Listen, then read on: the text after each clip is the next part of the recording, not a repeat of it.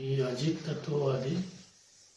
मला त्रास होता आणि माझ्या TMT टेस्ट पॉझिटिव्ह आली म्हणून सरांकडे आलो इथे अंडेजा हॉस्पिटलला. इथे आल्यावर त्यांनी एन्जिओग्राफी केली आणि त्याच्यात 4 ते 5 ब्लॉकेजेस मिळाले. त्यावर त्यांनी मग हळूहळू एन्जिओप्लास्टी केली. या दरम्यान मी जवळपास 3 ते 4 दिवस हॉस्पिटलमध्ये ॲडमिट होतो.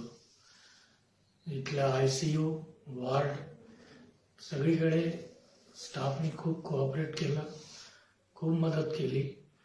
डॉक्टरांबद्दल बोलायचं तर काही प्रश्नच नाही. प्रत्येक वेळी येऊन स्वतः बोलले.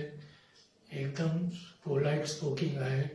प्रत्येक गोष्ट शांतपणे समजवतात आणि अनुभव फारच चांगला आहे. आज माझ्या शेवटचा दिवस आहे आणि आता मी घरी व्यवस्थित होऊन चाललो आहे. 4 स्टेन्स टाकले आहे.